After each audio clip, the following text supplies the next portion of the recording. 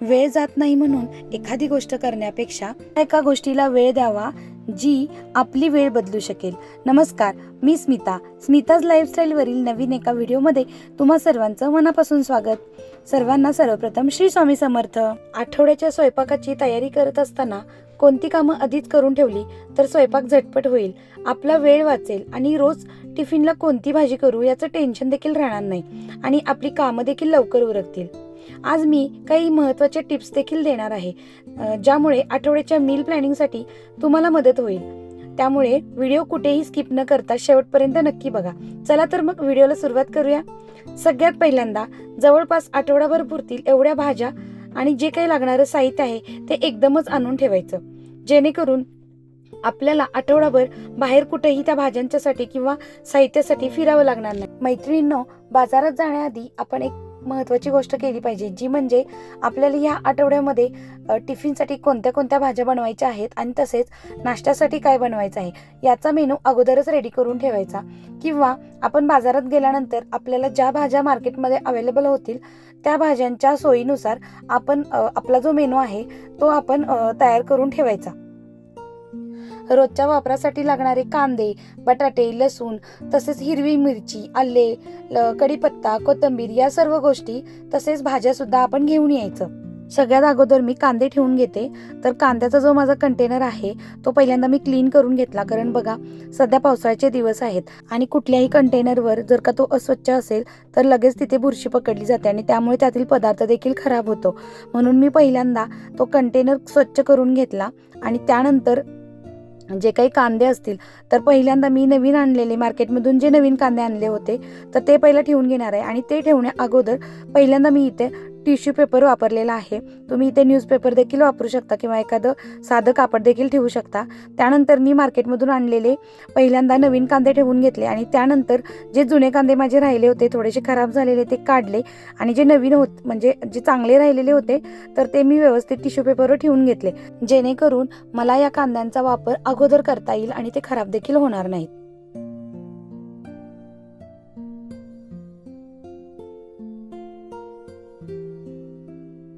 कांद्यांप्रमाणेच आठवडाभर लागणारे जेवढे काही बटाटे असतील तर तेवढे मी घेऊन आले होते आणि त्याचं सुद्धा जे जाळं होतं ते मी स्वच्छ करून घेतलं.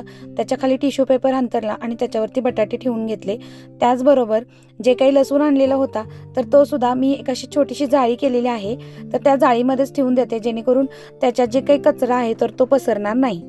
भाज्यांचा मेनू करताना त्यामध्ये पालेभाज्या, फळभाज्या आणि शेंगभाज्या इन्क्लूड करायला पाहिजेत. म्हणजेच काय, भाजीमध्ये वेगळेपण पण येतं आणि रेसिपी करताना देखील मजा येते. मी इथे मेथी, शेपू आणि पालक अशा प्रकारच्या पालेभाज्या घेतलेल्या आहेत. त्याचप्रमाणे शेंगभाज्यामध्ये श्रावण घेवडा घेतलेला आहे आणि फळभाज्यांमध्ये बटाटा, फ्लावर आणि कोबी तसेच वांगी देखील आणलेली आहेत. आता जे काही भाज्या मी घेऊन आलेल्या आहे तर त्या स्वच्छ करण्यासाठी एका पातेल्यामध्ये पाणी घेतलं आणि त्याच्यामध्ये थोडंसं मीठ आणि व्हिनेगर टाकून सगळ्यात पहिल्यांदा या सगळ्या भाज्या मी क्लीन करून घेतलेल्या आहेत. त्याचबरोबर त्या भाज्या मी सुकवून देखील घेतल्यात. ज्या काही पुसायला लागतात तर त्या कापडाने देखील मी पुसून घेतल्या आणि आता त्या कंटेनरमध्ये मी त्या भरून ठेवत आहे. अशा पद्धतीनं भाज्या साठवल्यामुळं बऱ्याचदा त्याच्यातले न्यूट्रिएंट्स जे आहेत ते जसेच्या तसे राहतात आणि आपण जेव्हा गडबडीमध्ये घाईमध्ये असतो, सकाळी टिफिनची गडबड असते तर त्यावेळेला परत एकदा फ्रीजमधून काढा, त्या धुवा आणि मग याच्यामध्ये जाणारा जो वेळ आहे तो आपला वाचतो. ज्या वेळेला मिरच्याचे देठ काढून आपण मिरच्या स्टोअर करतो त्यावेळेला त्याची शेल्फ लाईफ आहे ती अजून वाढते आणि मिरच्या जास्त दिवस टिकतात. पालेभाज्या मात्र मी धुवत नाही, कारण की पावसाळा असल्यामुळे आणि जर आपण धुतलं आणि त्याच्यात जर का पाणी तसंच राहिलं तर त्या कुजण्याची आणि सडण्याची शक्यता असते. म्हणून मी असं टिश्यू पेपर खाली अंतरते आणि कोथिंबीर आणि पालेभाज्या अशाच स्टोअर करून ठेवते. ज्या वेळेला मला त्या वापरायच्यात तेव्हाच मी धुते. आता इथे मी पालक स्वच्छ धुवून उकळायला ठेवलेला आहे, मला त्याची प्युरी करायची आहे. दुसऱ्या ठिकाणी मी आलं देखील भिजायला ठेवत आहे, जेणेकरून त्याच्यावरील जी घाण आहे ती आपल्याला निघायला मदत होईल. आणि तिसरं म्हणजे आता मी इथे जे ओलं खोबरं आहे तो नारळ फोडलेला आहे आणि त्याचे बारीक काप करून ते देखील मी स्टोअर करणार आहे. जेव्हा आपण काही साऊथ इंडियन डिशेस करतो तर त्यावेळेला लागणारी चटणी आपल्याला पटकन बनवता येते. त्याचबरोबर आता मी ते स्वीटकॉर्न देखील उकडायला ठेवणार आहे. असे उकडलेले मक्याचे दाणे जर आपल्याकडे ऑलरेडी असतील तर आपण सँडविच किंवा अजून कुठला त्याचा चाट वगैरे अशा रेसिपी आपण बनवू शकतो. तसेच पालक प्युरी देखील आपल्याकडे अवेलेबल असेल तर आपण पालक पनीर किंवा पालक राईस किंवा पालक पुऱ्या असे वेगवेगळी आपण पदार्थ किंवा रेसिपीज आपण ट्राय करून आपल्या मुलांना ते देऊ शकतो, जेणेकरून पदार्थाची चव देखील वाढेल आणि मुलांच्या आहारामध्ये व्हिटॅमिन्स देखील इन्क्लूड केले जातील. तर असं काचेच्या बरणीमध्ये जर स्टोअर करून ठेवलं तर ते खूप दिवस म्हणजे 4 ते 5 दिवस तरी किमान टिकतं. तर फक्त भाज्याच नाही, आपल्या आहारामध्ये कडधान्यांचा देखील समावेश असला पाहिजे, म्हणून मोड आलेले कडधान्य देखील वापरावे. तर आता मी इथे सर्व भाज्या ठेवून झाल्यानंतर कडधान्यांना मोड आणायला ठेवत आहे. चाट वगैरे करायला लागतो तर तेव्हा म्हणून मी हरभरे सुद्धा इथे भिजायला घातलेत. त्याचबरोबर मटकी आणि मूग हे मिक्स करून मी भिजायला ठेवत आहे. आज रात्री मी ते भिजत घालेन आणि मग दुसऱ्या दिवशी त्याला मोड आणायला ठेवेन. मोड आल्यानंतरचा जो काही व्हिडिओ असेल तर तो तुम्हाला पुढच्या व्हिडिओमध्ये बघायला मिळेल.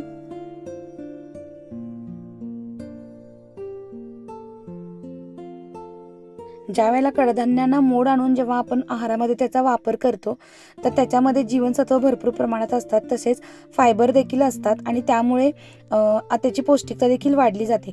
म्हणून बऱ्याचदा आपल्या आहारामध्ये आठवड्यातून किमान 2 ते 3 वेळा आपण कडधान्यांचा वापर केला पाहिजे. आणि आयते हाताशी मोड आलेले कडधान्य जर असतील तर आपण त्यासुद्धा वेगवेगळ्या रेसिपी बनवू शकतो, जसं की मिसळ असेल किंवा मोड आलेल्या मुगाचा डोसा असेल. तर अशा पद्धतीनं आपण रेसिपी ट्राय करू शकतो. तर आता मील प्रिपरेशनमधील सगळ्यात शेवटचा टप्पा आलेला आहे, तो म्हणजे काय तर साऊथ इंडियन डिशेससाठी जे काही लागणारं बॅटर असतं तर ते बॅटर बनवण्यासाठी मी ते पहिल्यांदा तांदूळ स्वच्छ धुवून घेतलेले आहेत आणि ते भिजत ठेवणार आहे. आता हे तांदूळ माझे घरातले आहेत, घरगुती तांदूळ आहेत. शेतातला तांदूळ असल्यामुळे तो अनपॉलिश्ड आहे आणि त्यामुळेच तो इतका तुम्हाला घाण दिसतो. तर तो मी स्वच्छ धुवून वगैरे घेतला. त्याचबरोबर मी उडदाची डाळ देखील घेतली. आता हे सर्व मी भिजत घातलं. आता याच्या पुढचा जो प्रिपरेशनचा व्हिडिओ असेल तर तो मी नेक्स्ट पार्टमध्ये घेऊन येईल. तर आठवड्याच्या स्वयंपाकाच्या तयारीचा हा पहिला पार्ट होता. दुसरा पार्ट देखील पाहायला अजिबात विसरू नका. चला तर मग आजचा व्हिडिओ इथेच एंड करूया. भेटूया पुढच्या पार्टमध्ये. आजचा व्हिडिओ तुम्हाला कसा वाटला ते मला नक्की कॉमेंट करून सांगा. व्हिडिओ जर आवडला असेल तर नक्की एक लाईक करा आणि चॅनेलवर नवीन होतात तर चॅनेलला सबस्क्राईब देखील करा. भेटू अशाच एका नवीन आणि मोटिवेशनल व्हिडिओमध्ये. तोपर्यंत सर्वांना Shri Swami Samarth. Take care and bye bye.